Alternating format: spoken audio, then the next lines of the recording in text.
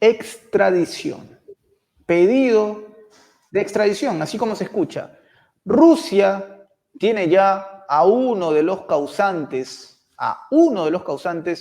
de la tragedia vivida en Crocus, aquel 22 de marzo, que es una fecha inolvidable. Se habla ya de un pedido expreso, porque aparentemente, según la versión de Rusia, el señor Basil Maliuk, que es el jefe del Servicio de Seguridad de Ucrania, está metido hasta el cuello. No solamente con lo que pasó en Moscú, sino con una serie de atentados que vienen dándose y que, según informan desde Rusia, ha sido una confesión de este personaje, quien ha hablado de manera escueta de cómo han planificado una serie de ataques que efectivamente tuvieron como propósito no solamente infraestructura, sino también civiles. Rusia entonces exige la extradición de este personaje, uno de los más cercanos de Volodymyr Zelensky, y es que entonces, ahora sí, la situación va quedando clara. El conflicto ha escalado. No olvidemos lo que mencionaron desde Rusia hace algunos días. Los culpables pagarán independientemente de su nacionalidad o su estatus. Señores, mi nombre es Enzo, esto es Prensa Alternativa. Estamos con un invitado de lujo, por supuesto. Yo agradezco su disponibilidad y también siempre esa predisposición para pintarnos el panorama un poco más claro. Nos encontramos con Fernando Moragón, él es un analista geopolítico, usted ya lo debe reconocer, por supuesto que sí, con quien hablaremos de este y otros asuntos. Fernando, bienvenido a Prensa Alternativa. Muchas gracias, Enzo, y es un placer, como siempre, estar en Prensa Alternativa e intentar, bueno, pues aclarar el siempre complejo mundo de la geopolítica. Así es, Fernando, te agradezco nuevamente. Y hablemos de este asunto porque en verdad yo quiero saber cuál es tu apreciación. Tú que has estado, digamos, en un contexto mucho más cercano que nosotros de lo que viene ocurriendo en Europa, específicamente en Ucrania, en Rusia. Vamos a hablar de esto. Y aparece la figura de Basil Maliuk. Hablamos del jefe del Servicio de Seguridad de Ucrania, nada menos, quien, según informan desde Rusia, está involucrado en una serie de atentados que han ocurrido en Rusia. Entonces, lo que viene seguido de esto es un pedido de extradición. Se está exigiendo que esta persona esté en Rusia para dar la cara ante la justicia. ¿Cómo ves tú, Fernando? ¿Cuáles son tus impresiones de este suceso? Fíjate que esto, como se diría en las películas de misterio, vamos a reconstruir los hechos, ¿no? Es decir, como hay que tener en cuenta una cosa. Acordaros de que siempre se habló desde el principio de la guerra de las líneas rojas de Rusia y que constantemente eran traspasadas por Ucrania y sus aliados de la OTAN, y Rusia aparentemente, bueno, no hacía nada, ¿no? Nada especial, digamos.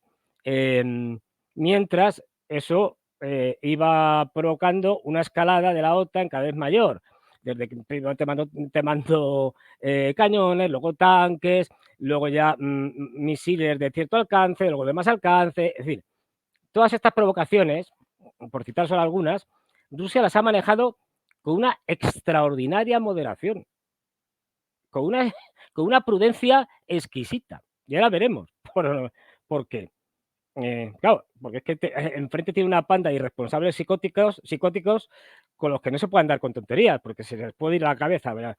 Entonces, bueno, ¿qué es lo que pasa? Los rusos son muy legalistas en este sentido, ¿no? Y fíjate que están enfrentando, los rusos, los chinos, más gente, están enfrentando dos modelos absolutamente opuestos y contrarios. El modelo norteamericano, el occidental, el famoso orden mundial basado en reglas, es decir, orden mundial basado en lo que a mí me da la gana, de los norteamericanos, y luego lo que hacen Rusia y China, el respaldo al derecho internacional con todas sus, digamos, carencias, sostenido por Naciones Unidas. O sea, tenemos ya dos modelos distintos. Esto explica por qué los rusos no han hecho nada hasta que han pasado dos cosas claras. Una de la que se habla poco, y es, esto fue incluso antes, fue antes del atentado contra el Teatro de Moscú. Y es que por primera vez los ucranianos atacaron refinerías de petróleo rusas. Y esto sí que ha sido una línea roja para Rusia. Hasta el punto, fíjate, de que Estados Unidos le comunicó a Ucrania que, digamos, hiciera el favor de no volver a atacar refinerías de petróleo rusas, que no lo hicieran, que atacaran otras cosas, pero que eso no se toca. Estados Unidos, porque sabe que las consecuencias de eso ya pueden ser muy graves. Empezando para Estados Unidos, bueno, para Estados Unidos menos, Europa muchísimo, ojo con ese tema. A partir de ahí, antes creo que hace el director del FSB, de los servicios secretos del interior rusos, Borovnikov, ya viene hace una entrevista y tal, y hace unas declaraciones diciendo sobre el atentado, del atentado de Moscú. ¿Usted considera que los servicios secretos tal de Ucrania y tal son podría ser una organización terrorista? Y dice, sí, lo son. Fíjate por dónde van las cosas, ya se van encauzando. Ya lo dice el director del FSB. Con los atentados, bueno, el atentado terrible en el teatro de Moscú. Y a partir de ahí, ayer, 31 de marzo, hacia las 6 de la tarde, publica un documento el Ministerio de Asuntos Exteriores en su página web. Esta nota, este documento, este comunicado, más o menos viene a decir lo siguiente. El Ministerio de Exteriores ruso ha exigido a las autoridades ucranianas formalmente, por comunicaciones diplomáticas, la extradición de los implicados tanto en el atentado de Crocus City Hall como en otros actos terroristas sobre territorio ruso. Además del Crocus City Hall, se ha mencionado en el documento las siguientes acciones: atentado contra la periodista Daria Dugina en Moscú, agosto de 2022, atentado contra el puente de Crimea, octubre de 2022, atentado contra el corresponsal de guerra Maxim Fomin en San Petersburgo, abril de 2023, atentado contra el escritor político Zahar Pipelin en mayo de 2023 e incursiones en la unidad de la unidad Cuerpo de Voluntarios de Rusia en Belgorod producidas en primavera de 2023. Piden explícitamente la extradición del jefe de Servicio de Seguridad de Ucrania, Maliuk, que has citado tú perfectamente, por su reciente reconocimiento implícito de los atentados en una entrevista, en una entrevista televisada. Rusia exige a Ucrania el cese inmediato de todo apoyo a actividades terroristas, la extradición de los autores e indemnización por los daños causados a las víctimas. El documento indica que el incumplimiento por parte de Ucrania de sus obligaciones en virtud de los convenios antiterroristas dará lugar a responsabilidades. Como era de esperar, la respuesta de los ucranianos fue un absoluto despropósito. Es decir, dijeron, no hacemos ni caso de esto. Lo que tiene que hacer Rusia es rendirse. Una cosa, pues eso, debían estar todos muy drogados. Es decir, sí, pero fíjate lo que ya te dicen. Es decir, de no cumplir, como no va a hacer eso, de no cumplir con los convenios internacionales antiterroristas firmados, internacionales. O sea, tienes un referente al derecho internacional firmado tanto por Ucrania como por Rusia. Rusia, por lo tanto, ante ese incumplimiento actuará en consecuencia. Por eso dice lo de el cumplimiento total de las obligaciones en virtud de los convenios antiterroristas dará lugar a responsabilidades. El incumplimiento dará lugar a responsabilidades, que es una forma diplomática de decir, señores, hasta aquí hemos llegado. Si ustedes, como ya le han dicho los ucranianos, no van a acceder a esto, a partir de ahora Rusia actuará en consecuencia y es decir, se convierte al SBU y al GUR, a los servicios secretos ucranianos, en la práctica, seguramente luego lo saquen en algún momento, en la práctica en organizaciones terroristas y como tal se va a atacarles. Es decir, ahora mismo yo si fuera algún alto miembro del GUR o del SBU, tendría mucho miedo, porque simplemente van a ir a liquidarlos. Es decir, van a ir a por ellos. Es decir, a todos. Disculpa que te corte porque recordemos lo que dijo Dmitry Medvedev. Dijo claramente, vicepresidente del Consejo de Seguridad, y ha sido líder también, mandatario en Rusia, dijo puntualmente que los implicados pagarán sin importar su estatus. Esto implica, por supuesto, no necesariamente funcionarios de segundo, tercer, cuarto orden. Hablamos de gente que duerme a la derecha de Zelensky, lo digo en sentido figurado claramente, pero Sí. gente muy cercana al gobierno de Zelensky. Y ahora entiendo yo, Fernando, está en una encrucijada el presidente ucraniano, el aún presidente ucraniano, ¿no? Porque técnicamente debieron haberse celebrado elecciones el 31 de marzo, pero bueno, ya sabemos cuál es la posición de Volodymyr Zelensky.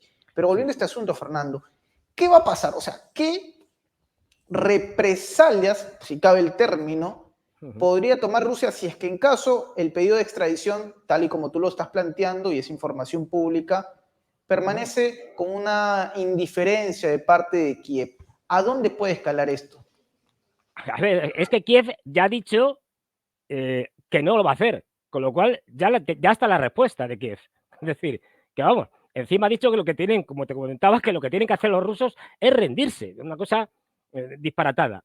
Es decir, a partir de ahora, Rusia lo que va a hacer es, desde mi punto de vista, irá buscando a las cabezas visibles de los servicios secretos de Ucrania y los irá eliminando uno a uno, o a varios, pero vamos, todas las grandes cabezas serán eliminadas, es decir, serán asesinadas. Exacto, No queda tal más. cual, ¿no? Es decir, Para que tal la cual, gente lo entienda. Claro, para que la para gente que lo la gente lo entienda. entienda, Sí, lo para dijo. Rusia ya, el SBU y el GUR son organizaciones terroristas, con lo cual se Lo han actuará dicho. como con Al-Qaeda, para que nos hagamos una idea. Para que la gente lo entienda, entonces, lo que va a Sí, hacer Rusia es, bueno, se acabó, digamos, se se acabó. trató de resolver esto a través de una vía mucho más formal, más diplomática, que es exigir a Ucrania entregar a uno de los autores de toda esta avalancha de atentados, bueno, avalancha de atentados no todas de la misma repercusión de lo que pasó en el teatro de Crocus, pero sí hablamos de daños a infraestructuras civiles que perecieron también en otros ataques. Y es que la respuesta negativa de Kiev trae a colación lo que ya habían advertido desde Rusia. Hablaron de llevar esto a otro terreno, eliminar, que es la palabra que mencionas, Fernando, que es la clave de toda esta historia, porque ahora es que estos objetivos ya no van a pasar a ser parte de una negociación, como en algún momento lo había planteado el Papa Francisco, que es intercambio de prisioneros. Ahora esto lleva a otro nivel. Habla ya de aniquilar a los responsables. Fíjate que además los rusos son muy cuidadosos, y aparte de emitir todos los formalismos legales para justificar y avalar su posición, te indican, no te dicen atacaremos a todos los miembros del gobierno de Ucrania, no. Lo centran en los organismos de seguridad, en el SBU, que es el civil, digamos, y en el GUR, que es el militar. Esos, a partir de ahora, todos sus dirigentes, Rusia va a intentar eliminarlos. Es decir, porque para ellos ya tienen que tener un tratamiento como lo que son. Han reconocido su participación en organizaciones, en eventos de terrorismo, y los van a tratar como a un terrorista cualquiera, como un yihadista, igual, quiero decir.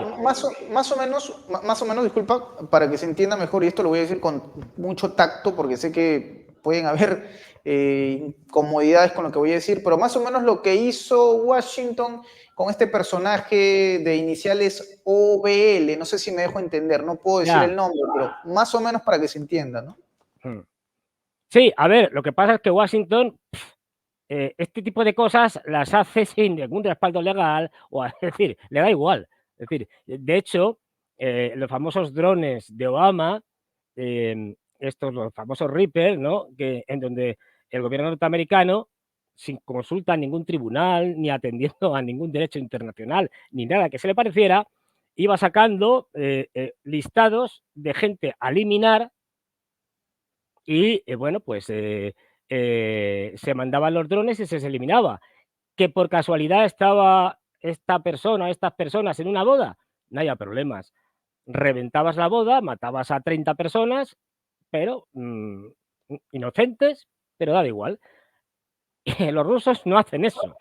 Lo que hacen es decir, se aguantan. De hecho, han hecho cosas que podían, o sea, no, mejor dicho, no han hecho cosas que podían haber hecho y que además lo han dicho. A ver, nosotros sabíamos que estaban soldados escondidos en un hospital, no los hemos atacado, porque eso suponía matar a inocentes. Nos hemos aguantado. Las diferencias son abismales. Es decir, ahora, a partir de ahora, cuando tengan la oportunidad y vean que pueden acabar con alguno de estos, lo harán. O sea, ya, tú fíjate que, a ver, Rusia ha sido hipercontenida.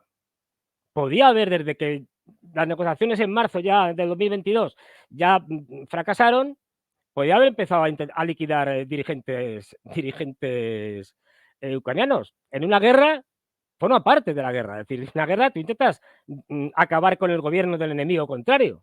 Es algo obvio. Es decir, bueno, no lo ha hecho. No ha atacado a ni un solo gobernante. A partir de ahora, esto no va a suceder. No va a atacar al gobierno como tal, no va a atacar a los parlamentarios, pero a todos los dirigentes de los servicios secretos y de seguridad ucranianos van a ir a por ellos y se los van a cargar. Es decir, es cuestión de tiempo. Y del Aunque dicho al incluso hecho, termine, fíjate lo que te digo, me arriesgo ajá, a esto, incluso aunque termine la guerra, imaginemos que uno de estos señores se escapa y se refugia por ahí en un país, irán a por él.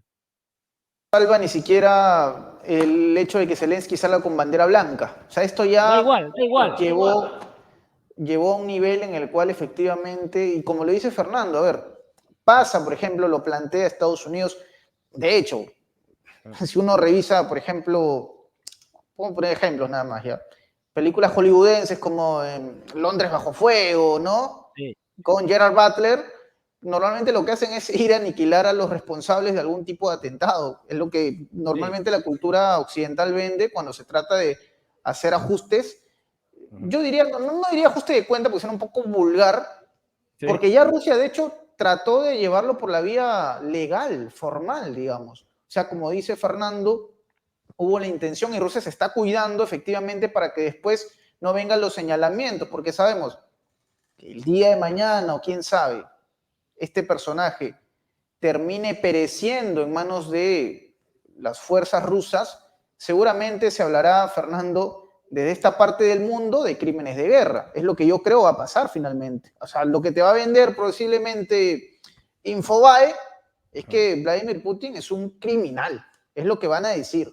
Pero ojo, a ver, pero bueno, eso ya sabemos que haga lo que hagan los rusos, van a ser criminales. Para los medios de comunicación propagandísticos de Occidente, da igual. Es decir, si el otro día yo me reía porque en la televisión española, para que veas el punto de absurdo al que llega ya la propaganda, estaban insinuando que el famoso carguero mercante que arremetió contra el puente de... ¿El puente dónde era? El puente de... el puente está en Estados Unidos. En el de Baltimore. En el de Baltimore estaban insinuando que habían sido los rusos, que es el colmo del disparate. Es decir, sí lo vi. Increíble, ¿no? Claro, dice, pero oiga, ¿qué me dice? Pues bueno, claro, los rusos van a ser culpables, parece que estos grandes medios de comunicación occidentales van a ser culpables de cualquier cosa. Que cae un meteorito, culpa de los rusos. Es decir, esto va a ser así. Y ahora, Fernando, y ahora con esta situación, vamos a suponer que efectivamente Rusia cumple con esta advertencia, que bueno, vamos a decirlo así, ya es una amenaza claramente, pero que responde obviamente al hecho de la no contribución por parte de Ucrania para que la justicia rusa finalmente defina la situación de estas personas. Pero supongamos que ya efectivamente Rusia termina saldando cuentas con los responsables. La posición de la OTAN cambiará a partir de esto, veremos a partir de una respuesta como esta, un nuevo escalafón? ¿Vamos a percibir quizás en la OTAN alguna respuesta contundente una vez que Rusia cumpla con esta advertencia? No creo porque además no es la primera vez que lo hace Rusia. Quiero decir, en la Segunda Guerra Chechena o Chechenia, a todos los dirigentes que había y que salieron a refugiarse a otros países, fueron eliminados sistemáticamente y no quedó ni uno. Entre ellos el que fue presidente de la República de Ischia y tal, Maskhadov, fue asesinado fuera de Rusia. Y como es Samir Basayev y otra serie de gente, no quedó ni uno. De estos, podrá llevar más tiempo, podrá llevar menos, no lo sé, pero Rusia lo tiene muy claro. Va a intentar que no quede ni uno. Y además, por eso se respalda en la legalidad internacional, en tratados internacionales que incumple Ucrania al rechazar la propuesta de extradición y que además cuenta con el testimonio de Maliuk, del tipo este, que es que ha salido por televisión diciéndolo. Es decir, que hemos participado en la organización tal, contándolos uno por uno. O sea, que encima tienen el testimonio grabado de este tipo, del jefe del Servicio de Seguridad de Ucrania, Maliuk, en una entrevista, con lo cual, más pruebas que quieres. Es decir, si el propio jefe de los servicios de seguridad te está diciendo que lo han hecho ellos. Es decir, pues claro, lo que vamos a ver a partir de ahora es que en ese ámbito irán cayendo. Otra cosa es la guerra como tal, es decir, el gobierno de Zelensky, cómo va a evolucionar la cosa, pero la OTAN por esto no va a hacer nada, como más será protestar, es decir, pero centrémonos, es decir, es que esto va mucho más allá. Esto ahora Al mismo otro hay lado que del ser océano. conscientes de ello. Es decir, el problema ya no es Ucrania. El problema es que la derrota de Ucrania por parte de los rusos supone una derrota histórica y posiblemente, casi seguro, la última de la OTAN. Es decir, la OTAN, no olvidemos que se creó para combatir justamente en el teatro europeo. Una OTAN peleando contra Rusia. La Unión Soviética era mucho más potente, tenía mucha más población, tenía un ejército más voluminoso, más armas. Rusia es más pequeña. Una OTAN que ha sido ampliada. Ya no estamos hablando de la OTAN de la Guerra Fría, estamos hablando de una OTAN que ha crecido hacia el este y que, por lo tanto, le ha dado profundidad estratégica a la OTAN.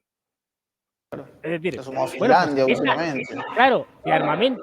Bueno, pues esa OTAN, con la derrota de Ucrania, es una derrota de la OTAN y fue seguramente el final de la OTAN. Esto será insostenible ya. Porque si pierdes en tu casa jugando a tu favor, con todos los elementos a tu favor, ya lo de Afganistán, la derrota tras 20 años de lucha en Afganistán de la OTAN, se va a quedar como una tontería. Es decir, es que has perdido donde tenías que ganar, supuestamente. Y te ha ganado un enemigo más pequeño que lo que fue la Unión Soviética. Luego, esa crisis va a ser tan grande dentro de la OTAN que desaparecerá, se disolverá. Y todo esto sin necesidad de que llegue Trump al poder. Que si llega Trump, pues con más razón. O sea, claro, que podemos estar asistiendo al final de la OTAN con bastante seguridad. Seguro, y es histórico el momento que vivimos, Fernando. Entonces, claro, tal y como lo estás planteando, es un momento para entender precisamente lo que dices, que es que esta alianza, que por más que, a ver, acaba de adherir a Finlandia, entre otros nombres, por más que insistan incluso en el aumento de los aportes, que ya no sería del 2% del PBI, podría ser incluso mayor, se dan cuenta que efectivamente su razón de ser termina siendo una utopía. Una utopía porque entiendo yo va a ser imposible que la OTAN finalmente plantee una guerra contra Rusia. De hecho, Rob Bauer, nada menos, presidente del comité militar, habló hace no mucho. Le preguntaron por la situación que está enfrentando Ucrania y él fue enfático en un punto. Dijo, literal, que a Rusia no se le debería percibir como una amenaza. Entiendo yo que el comentario iba más que todo tratando de calmar un poco las aguas, porque en verdad Rusia aparentemente perdió la paciencia, perdió la paciencia. Y lo que se va a ver en los próximos días, Fernando, entiendo yo, si es que no me falla el cálculo, es sencillamente una serie de argumentos para tratar de negociar. Lo dijo Olaf Scholz hace unos 4 días más o menos, que tal vez sería bueno que sí se ponga sobre la mesa la necesidad de negociar. Es evidente que ahora mismo se está buscando ya no tanto cómo enfrentar a las tropas rusas, sino cómo construir una narrativa que no permita, Fernando, que se vea una derrota, que a todas vistas es una derrota. Efectivamente, eso. Es decir, ya lo que se trata es, se han metido en tal lío la OTAN y especialmente los europeos, saben que en el mejor de los casos, después de las elecciones en Estados Unidos se va a desentender de Ucrania y de los europeos en relación con Ucrania. O sea, ahí tenéis el problema, yo no quiero saber nada, porque ya no le va a interesar. Y lo que nos vamos a encontrar, y nos encontramos ya, es que, como decías, a ver, la gente lúcida, que algunos quedan en Europa, militares que conocen lo que es esto, que muchas veces no pueden hablar por su condición de militar y decir lo que piensan, pero algunas veces lo dejan caer, lo insinúan, porque saben que una guerra de la OTAN contra Rusia sería la guerra más esperpéntica de la historia de la humanidad, y la derrota de la OTAN iba a ser muy rápida. Vamos a ver, si hablábamos de zoológico, de armamento, cuando había tanques de un montón de sitios y tal, imagínate 20 y tantos, 30 y tantos países con ejércitos distintos, con mandos que dependen en última instancia de sus gobiernos, es decir, y con tropas terrestres, con una logística que hay que desplazar para ir desde Polonia hasta donde supuestamente quisieran ir, la línea del frente. También se habla que los franceses querrían ir a la parte norte, la frontera con Bielorrusia, para liberar las tropas que estén allí ucranianas y puedan ir al frente y tal. Pero bueno, da igual, hagan lo que hagan, Europa no puede ganar. Es decir, fíjate, aunque no sabemos las cifras, pero el número de muertos en ambas partes, en el de ucranianos y en el de rusos, es muy grande. Estamos hablando de decenas de miles, incluso en el caso de los ucranianos, desde luego más de 100.000, seguramente más de 200.000 muertos. Y que puede ser peor, Fernando, puede ser peor porque ya se habla incluso en la Rada Suprema la posibilidad de aprobar, al menos en estos días se está debatiendo, esta movilización total, el proyecto que entre otras cosas va a acarrear consigo más decesos. Es lo que está pasando en Claro, Ucrania. no. De hecho, ya se han visto autocares con niños de uniforme yendo al frente. Es decir, o sea, que es lo que hay. Lo que quería decirte con esto es que, ¿cuántos muertos está dispuesto a poner sobre la mesa los países europeos de la OTAN? ¿Están dispuestos Francia está dispuesta a poner 100.000 muertos? ¿50.000? ¿20.000? Ni 1.000. Pero si se han tenido que ir corriendo de Níger con el rabo entre las piernas. Es decir, van a perder Senegal, seguramente. Pero ¿de qué países estamos hablando? Si son ejércitos de risa. Son ejércitos de risa, con armamento de risa. Es decir, si vamos a decir, si a esta panda de locos se les ocurre hacer algo, a los rusos no les dura ni 3 minutos. Pero si es que las diferencias, incluso de armamento, son de tal calibre. Mira, ahora estaban fabricando ya en producción una bomba que es la FAP 3000. Son bombas de todas normales, es decir, bombas tontas, digamos, que se tiran desde la aviación, pero que les añades un kit y con ello consigues que planeen y que además tengan precisión, puesto que le añades un sistema de GPS o de otras maneras para que vayan guiadas. Es decir, hasta ahora habían utilizado FAP, es decir, bombas de estas 250, es decir, la FAP 250 es una bomba de 250 kilos, la FAP 500 es una bomba de 500 kilos y la FAP 1500 es una bomba de 1500 kilos, tonelada y media de bomba, no está mal. Ahora van a empezar a lanzar bombas, la FAP 3000 de 3000 kilos, de 3 toneladas. Pero es que si quieren, pueden seguir escalando. La bomba de este tipo, más grande que tienen los rusos, es la FAP 9000. Es decir, una bomba de 9000 kilos, 9 toneladas. Eso destroza una manzana entera. Sí, Es por decir, supuesto. no nos damos cuenta de que la capacidad militar rusa es muchísimo mayor que la de la OTAN junta en Europa. No, Es que, y sin mencionar, Fernando, a ver, si hablamos del terreno de la guerra hipersónica, ¿no? Los misiles Zircon, por claro, ejemplo, una velocidad impresionante y es, que es imposible enfrentarlos. claro, por eso digo que todas estas cosas que están haciendo, a ver, aquí hay un intento por parte de Occidente, un intento absolutamente, bueno, como suele ser la política occidental y de Estados Unidos y de Gran Bretaña y tal, absolutamente asqueroso y repugnante de tender una trampa a los rusos. ¿Cuál es esa trampa? Como sabemos que tenemos perdida la guerra, Ucrania no va a ganar la guerra, la OTAN va a perder la guerra, vamos a intentar provocar a la Rusia. ¿Y cómo la provocamos? Haciendo atentados terroristas, haciendo una masacre, como se hizo en el teatro de Moscú. ¿Y para qué?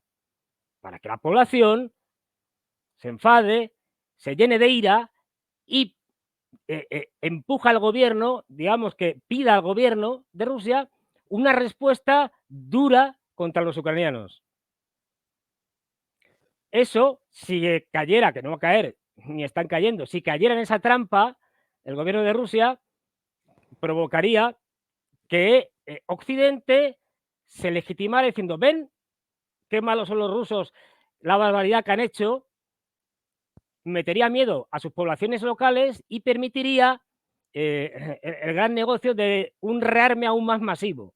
No, tenemos que armarnos y tal. Con lo cual, por un lado, la industria de armamento norteamericana se volvería a beneficiar, más venta de armamento. Por otro lado, las poblaciones europeas, muy asustadizas todas, estarían muy asustadas, con lo cual permitirían aquello que dijo Borrell de para ayudar a Ucrania y que los rusos no ganen, habrá que recortar en escuelas y en hospitales.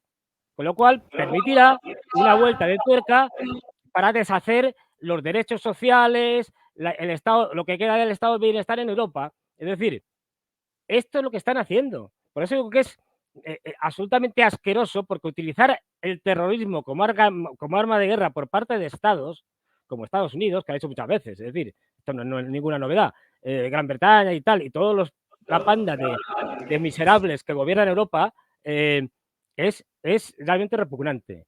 Bueno, pues esto es lo que ya Rusia ha dicho, hasta que hemos llegado. O sea, que lo que no vamos a permitir es que sigáis provocando muertos civiles en Belgorod, atentados sean individuales o colectivos como el del Teatro de Moscú, y aquí sí que hemos cortado. Es decir, aquí sí que ha sido una línea roja. Y ahora vamos a ver las consecuencias. Las consecuencias son que ya desde que tocaron el tema del ataque a las refinerías de petróleo, ya eso fue el final de la paciencia para estas cosas. ¿Qué es lo que estamos viendo ahora? ¿Qué están haciendo los rusos? Están atacando la red eléctrica y están atacando los sistemas de conducción de gas y los depósitos de gas. El depósito de gas más grande de Europa está en Ucrania. Lo van a destruir. Es decir, van a dejar a Europa sin gas. Se acabaron las tonterías. Os vamos a dejar sin gas. Y además vamos a provocar que la deselectrificación de Ucrania provoque problemas en toda la red de países que están alrededor de Ucrania. Ucrania, desde siempre, vamos, desde hace mucho tiempo, desde que se está independiente, ha sido suministrador, porque tiene una capacidad de producción enorme de electricidad. Ahora mismo, como no tienen nada, es decir, no tienen industria y tal, pues bueno, pueden mantenerse solamente con las 3 centrales, con las 2 centrales nucleares que están en manos del gobierno de Zelensky. Pero si siguen atacando como hasta ahora centrales hidroeléctricas y centrales geotérmicas, etcétera, vamos, de carbón, es decir, si siguen atacando estas centrales, llega un momento en que digamos, los picos de tensión no pueden ser regulados y que incluso podría llegar a que las centrales nucleares se tuvieran que apagar automáticamente al no poder regular todo ese tipo de alternancias en la tensión de la red eléctrica ucraniana. Si a eso le unimos el cargarse el suministro de gas, pues ya digo, se acabaron las tonterías. Es Se decir, acabó el juego. a partir de ahora, Rusia, y lo vamos a ir viendo cada vez más, va a hacer lo que los propios rusos criticaban a su propio gobierno. Le criticaban que era demasiado moderado, que estaba haciendo una guerra con la mano atada a la espalda, que parecía más, el ejército parecía más una ONG. Bueno, pues eso se ha acabado. Se Es acabó decir, entonces. Y Fernando, todo lo que estamos planteando, sobre todo tú con el conocimiento que tienes, sí, nos habla de fechas, o sea, vamos, es imposible que sepamos con exactitud, va a claro. pasar, no sé, el 5 de abril, el 12 de abril, 15 de mayo, pero ¿tú crees que este escenario, porque de hecho para acabar con este conflicto, entre otras cosas, Rusia está dispuesta a desnazificar Ucrania y eso habla de barrer literal con las fuerzas? Pero este 2024, que hemos hablado, Fernando, muchas veces nosotros, que representa un año histórico para la humanidad por todo lo que viene pasando, ¿será el año en el que veamos todo lo que estamos planteando o será, digamos, algo que Rusia va a ir cocinando a fuego lento? ¿Cómo lo ves tú, Fernando? Mi impresión, me puedo equivocar, claro, pero yo creo que el colapso de Ucrania se producirá en este año, a más tardar el año que viene, quiero decir, pero yo creo que ya en este año, viendo cómo Rusia ya se lo está tomando, digamos, entre comillas, más en serio, que el desgaste de las fuerzas ucranianas es grande, aunque todavía aguanten, que además la conducción del ejército ucraniano por Sirsky es demencial, o sea, está haciendo todo lo que no que debería hacer, con lo cual los rusos están encantados ahora mismo con Sirsky, con Zelensky, porque cuando un enemigo se dedica a cometer errores permanentemente, oye, lo dejas ahí. Es decir, si te equivocas constantemente, no. Ahora mismo, de hecho, si hubiera un atentado que acabara con la vida de Zelensky o un accidente, lo que tendríamos claro es que no son los rusos. ¿Por qué? Porque son los primeros interesados en que Zelensky siga por razones militares. Es decir, dirigiendo una guerra con Sirsky que lo único que hace es cometer errores y que llevan a fracasos y a una pérdida de material y de vidas humanas brutal. Con lo cual los rusos están encantados ahora mismo con Zelensky y con Sirsky. Se lo está poniendo facilísimo. Luego, por otro lado,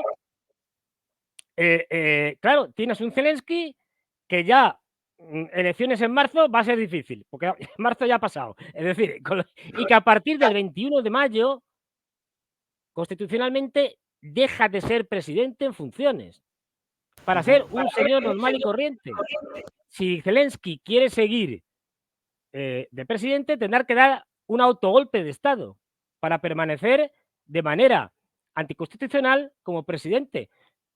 Eso a Rusia le viene, pero vamos, de las mil maravillas. Encima, podrán decir que tenemos a un presidente de Ucrania ilegítimo. Y será ilegítimo, porque habrá Presidente de pasado el cartón. mandato electoral. Es decir, o sea, que Rusia ahora mismo está encantada con Zelensky. Porque lo está haciendo todo mal. Con lo cual, los rusos, aquello que se dice, la frase esta de que si tu enemigo no hace más que algo así era, si tu enemigo no hace más que equivocarse, déjale. O sea, no le corrijas, deja que se siga equivocando. Pues bueno, los rusos ahora están encantados. Y efectivamente hemos hablado de esto, Fernando, porque es impactante, digo yo, por cómo se ha hecho cobertura de este asunto, pero el hecho de ver a Zelensky aún como mandatario de Ucrania, como tú mencionas, las elecciones se debieron llevar a cabo el 31 de marzo, no se llevaron a cabo, y lo más probable es que el 21 de mayo finalmente no deje el cargo y tendrá que permanecer a través de un autogolpe, si cabe el término. Pero yo me pregunto a partir de esto, Fernando, de lo que estamos planteando sobre Zelensky.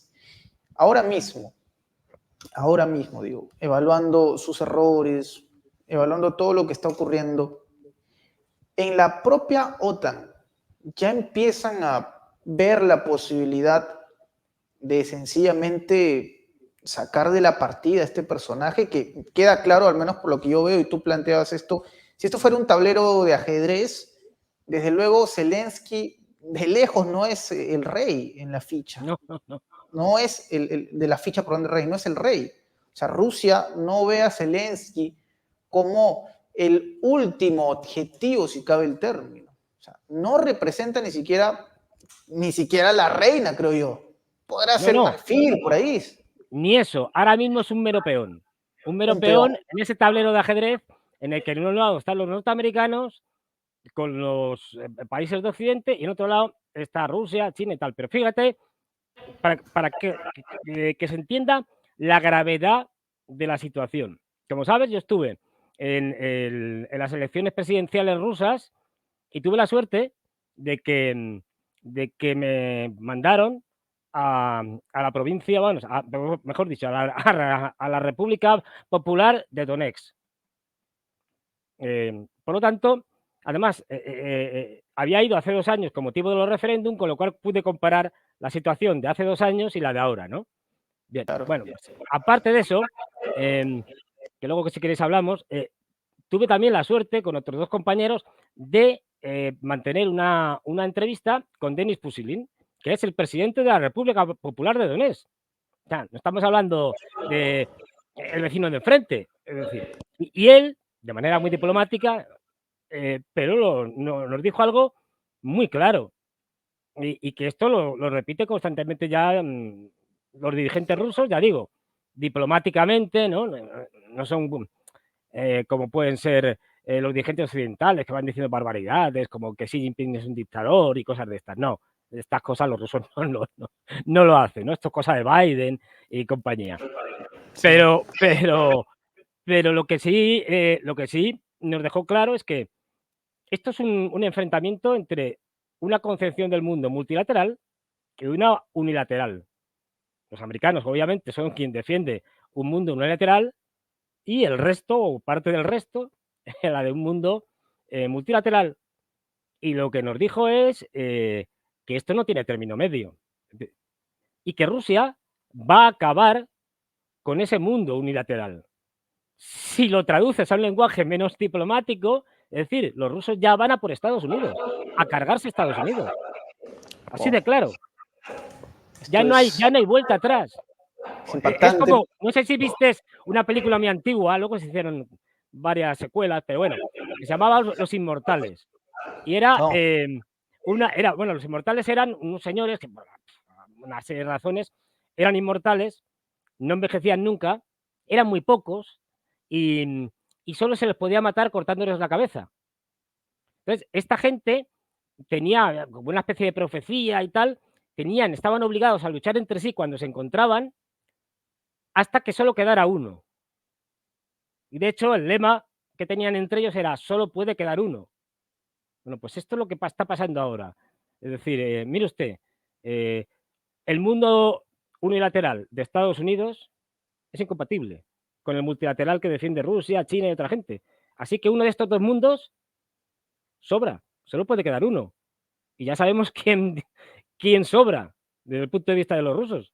Estados Unidos. O Estados Unidos viene a ser uno más o tendrá que apechugar con las consecuencias. Es decir, que esto te lo digan los rusos, que son extremadamente moderados, tiene que quedar clara a la gente de que estamos ya ante un enfrentamiento entre las grandes potencias del mundo y que esto no tiene vuelta atrás y con la peligrosidad que eso entraña. Ese es el punto, la peligrosidad, porque desde luego no hablamos de una guerra convencional. O sea, imposible, imposible. Hablamos ya de la temida escala, la palabra que tanto tratamos de evadir, de la guerra nuclear. No hay Claro, otra. fíjate que si no ha habido una guerra nuclear, entre otras cosas, es por la absoluta moderación y digamos, preocupación eh, eh, de Rusia a la hora de tratar la guerra de Ucrania. Si Rusia hubiera hecho, como han hecho los occidentales, ir escalando, ya sigo escalando, y como respuesta yo doy un salto más arriba y utilizo este tipo de armas, pues ahora yo unas más fuertes, ya habría pues estado en una guerra nuclear. Solo la paciencia y la moderación de Rusia lo ha evitado. No ha respondido vamos, a multitud de provocaciones. Entonces, bueno, claro, es que el problema es que tenemos la otra parte, la OTAN, que son una panda de psicópatas, analfabetos y ridículos. Macron. Pero ¿quién se cree que es Macron? Y Francia actualmente no es nadie, ni es nada. Si Lula, lo veía el otro día, cuando fue Macron ahí a Brasil, y mucho abrazo y mucho tal, porque Macron es un sobón, es decir, esto está comprobado, o sea, es un pesado, Macron es un pesado, es decir, es un tipo que cuando va, abrazos, tal, besos, hombre, está bien que des un abrazo, pero que no te pases el día dando abrazos y besos, que sino que se lo pregunten a Mbappé cuando perdió el Mundial de fútbol, todo el rato ahí Macron, venga, hombre, nos has pesado, señor Macron, es un pesado, es un sobón. Un Bueno, pues meloso. sí, sí, entonces, claro, muy bien, con Lula y tal, todo estupendo, pero cuando llegó la conferencia de prensa, Lula le dio un repaso al señor Macron diciendo, mire usted, ¿qué es eso de que quiere que participemos en la guerra de Ucrania y tal, que condenemos lo a Rusia, pero usted no le falta un tornillo, que le suministremos munición de 155 milímetros, está usted mal de la cabeza, y le soltó un discurso en el que dijo más o menos, mire usted, nosotros no pertenecemos a la Comisión Permanente del Consejo de Seguridad, es decir, a los miembros permanentes del Consejo de Seguridad de Naciones Unidas que tienen derecho a veto y que al final deciden. Usted sí lo es, arréglelo, porque al final lo que han hecho ustedes, Occidente, es marginar a Naciones Unidas. ¿Qué ha hecho Naciones Unidas para acabar con el conflicto de Ucrania? Nada. ¿Y quiénes son los máximos responsables de Naciones Unidas? El Consejo de Seguridad. Y dentro del Consejo de Seguridad, ¿quiénes son los mayores responsables? Los países con miembros permanentes con derecho a veto. ¿A qué están ustedes esperando para negociar esto? Y vienen a Brasil a decirme lo que tengo que hacer, señor Macron, por favor, váyase usted a freír espárragos a Francia. Claro, pero Y encima normal, lo porque confundió los con líderes, Sarkozy todavía. europeos son una panda de tipos que están fuera de la realidad. Es decir, viven en un mundo paralelo. Un desastre.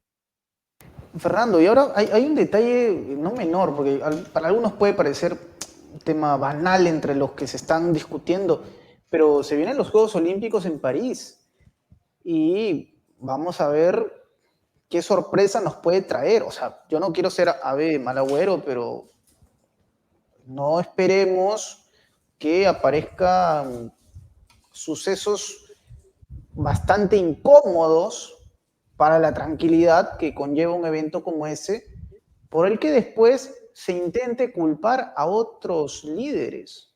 O sea, mucho ojo con lo que va a pasar en París, los Juegos Olímpicos, ya dejando de lado, que es importante igual hablar de esto, el hecho de que la alcaldesa de París, la señora Hidalgo, dice que se debería prohibir la participación de rusos y bielorrusos, pero más allá de eso, es un escenario que representa muchas cosas. Insisto, no vaya a ser que ocurran sucesos extraños por los cuales quieran culpar a otros. ¿Ah? Ojo con eso. Efectivamente, no sería nada de extrañar porque también Francia tiene una buena tradición en hacer este tipo de operaciones. Pero es que, claro, el señor Macron se le ve muy animado con hacer la guerra a los rusos, pero debería mirar para dentro de su casa, porque no olvidemos que Francia está en una situación económica lamentable, y tiene a todos sus agricultores en revuelta diaria. Es decir, que precisamente Francia ahora mismo no es un ejemplo de estabilidad social, sino todo lo contrario. Vamos a ver si al final llega incluso a haber un mundial, no lo sé, porque si las protestas sociales en Francia van increciendo y a Macron se le ocurre alguna tontería como mandar a algunos militares a Ucrania, pues a lo mejor Macron, ni siquiera Macron llega al mundial, quiero decir. Ojo, porque la situación interna de Francia es muy delicada desde el punto de vista social. O sea, que cuidado, porque Macron va por ahí del nuevo Napoleón, pero a lo mejor es que te echan tus propios conciudadanos. Y a lo mejor la situación en Europa es tal que el mundial ni se celebra, porque no hay Sí, condiciones. de Es decir, hecho, de hecho yo creo, o sea, me parece, digo, ¿no? ¿Cuánto falta para los Juegos Olímpicos? Unos 5 meses, creo, más o menos, si no eso. me falla el cálculo, 4 o 5 meses. Yo creo que de por sí el panorama no va a variar hasta ese escenario, al menos en la situación que se plantea de prohibir la participación de rusos, bielorrusos, pero claramente también sabemos que el deporte, Fernando, muchas veces es utilizado como una cortina de humo para eventos que pueden estar ocurriendo de manera Claro. paralela. De hecho, quizás va a ser algo irresponsable lo que diga, pero hasta algunas teorías conspiranoicas hablan de la situación de la princesa de Gales, me parece, Kate, que justo sale a la luz la revelación de que padecía de una enfermedad muy crítica, muy penosa, cuando ocurría el atentado en Moscú. Entonces, vamos a ver hasta qué punto también los Juegos Olímpicos que se desarrollan en París no son utilizados con fines macabros, ¿no? Insisto, el deporte muchas veces es una perfecta cortina de humo para eventos que se puedan estar dando de manera paralela. Efectivamente, es decir, los grandes eventos deportivos en concreto, pues siempre han sido una manera de tapar cosas, porque todos sabemos que cuando hay unos Juegos Olímpicos, cuando hay un Mundial de Fútbol, el mundo está pendiente de eso y no de otras cosas, sobre todo la mayor parte de la población mundial. Es decir, además el bombardeo es diario, que si, yo qué sé, natación ha ganado tal, que si las pruebas de no sé qué, que si tal, acapara el tiempo que dura. Con lo cual, perfectamente puede ser un método de distracción de los franceses para tranquilizarlos temporalmente y desviar su atención de otros problemas mucho más graves o incluso, mientras el mundo está mirando hacia esos Juegos Olímpicos,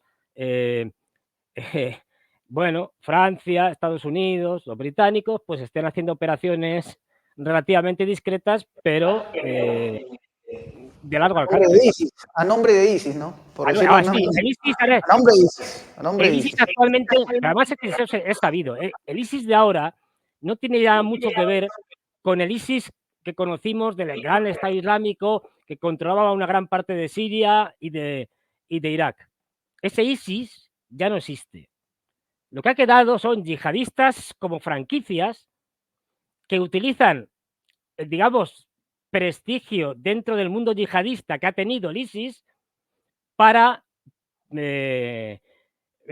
multitud de operaciones dirigidas por los servicios secretos occidentales. Todo el mundo sabe que el ISIS lo creó Estados Unidos. Y no es que lo diga yo, lo dijo Obama, Barack Obama, está grabado en vídeo. Es decir, vamos, algo sabrá el señor Obama del tema. Entonces, pues bueno, te das cuenta de que ahora lo reclame el ISIS y tal, lo atado en Moscú, es, bueno, una simple cortina de humo. Y además, por ejemplo, el ISIS que lo ha reclamado, supuestamente, el ISIS-J, el ISIS de Jorasán, el Estado Islámico de Jorasán, que actúa en la parte de Asia Central, Afganistán y tal, esto se ha sabido, es sabido desde hace mucho tiempo que han sido, bueno, y siguen siendo financiados y apoyados por Estados Unidos para desestabilizar el gobierno de los talibanes, por ejemplo. Sí, y de hecho Rusia en su momento, Fernando, emitió un informe. El Servicio de Inteligencia Exterior dijo en 2022 y está documentado, pueden buscarlo en Sputnik News para que vean que esto no es un invento, que ya ISIS, miembros de ISIS eran reclutados por Estados Unidos para batallar en Ucrania. Sí, sí. Ya había una vinculación, como dices tú, ahora mismo hablamos de personas que son pagadas, ya no tanto fundamentalistas, sino gente que responde a intereses económicos según lo que plantea, por supuesto, estas investigaciones, estos informes. Fernando, para redondear esta conversación, que me parece ha sido muy enriquecedora, por supuesto, ¿qué mensaje o qué reflexión traerías tú a colación viendo todo lo que está pasando en estos días? En el cual, insisto, y lo mencionamos muy seguido, Fernando, porque es lo que está pasando, el mundo es testigo de sucesos históricos, de los cuales se hablará durante décadas, si es que este mundo sigue, esperemos. ¿Qué reflexión? Si sigue, esperemos, si sigue el mundo con todo lo que está pasando, pero ¿qué reflexión te gustaría dar, Fernando, a todo nuestro público que te ve y que te quiere mucho y te estima mucho y que seguramente también quiere saber un poco más de ti? Pero antes de eso, me gustaría, por favor, que nos invites a una reflexión. Pues cada vez estoy más convencido, ya digo. Ojalá me equivoque, pero desgraciadamente creo que no. Yo siempre he defendido que estamos en una guerra mundial híbrida, pero una guerra mundial. Estamos en la tercera guerra mundial, para hacernos una idea. Lo que pasa es que esta guerra, por sus características, no es como la segunda ni como la primera. Por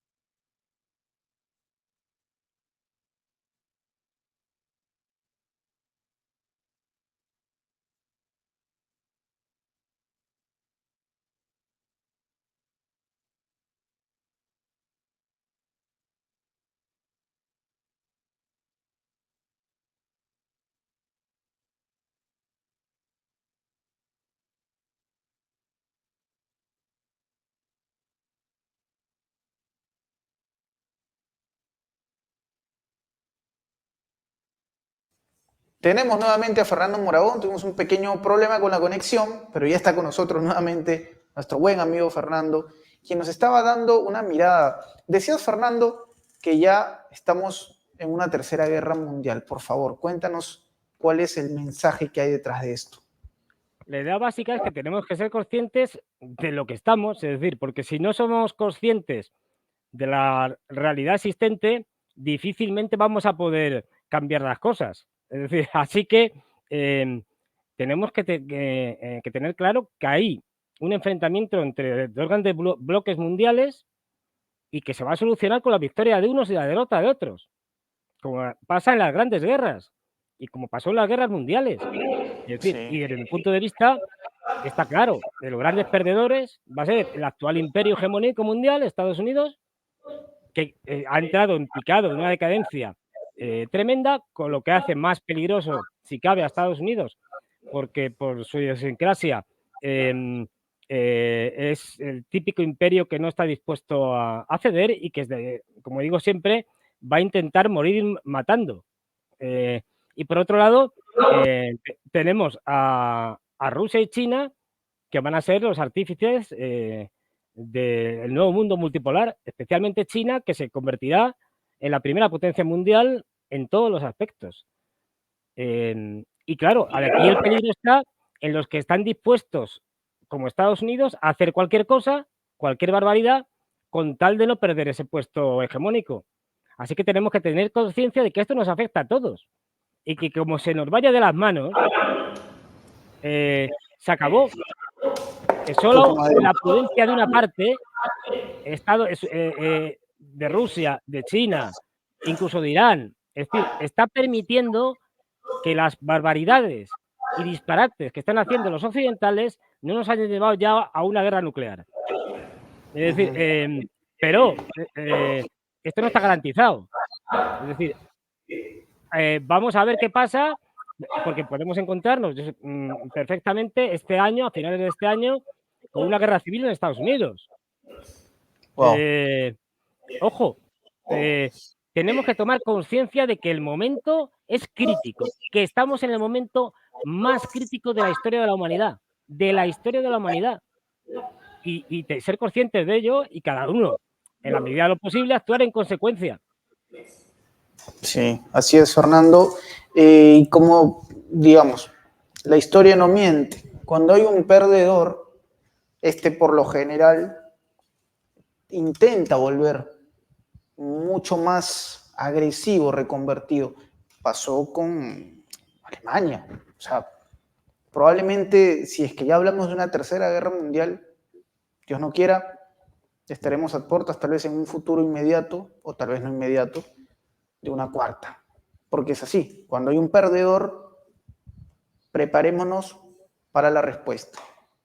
Entonces, el momento que vivimos es crítico, Fernando, sí, pero esperemos este espacio y otros más seguramente que usted encuentra en esta plataforma o en otras, sirva para que el público esté cada vez más activo, que las voces de los ciudadanos, que algo no pasaba, por supuesto, hace algunas décadas, ¿no? La Primera, Segunda Guerra Mundial, por supuesto, no había cómo se iba involucrando la ciudadanía quizás de alguna otra parte del mundo. Ahora los tiempos han cambiado. Las voces críticas forman parte también de esta coyuntura tan compleja. Fernando Moragón, ha sido un honor tenerte aquí en Prensa Alternativa. Nos cuentan que ahora mismo te podemos encontrar en otras plataformas, o perdón, en otros canales de YouTube, por ejemplo, Sí, de hecho, Política.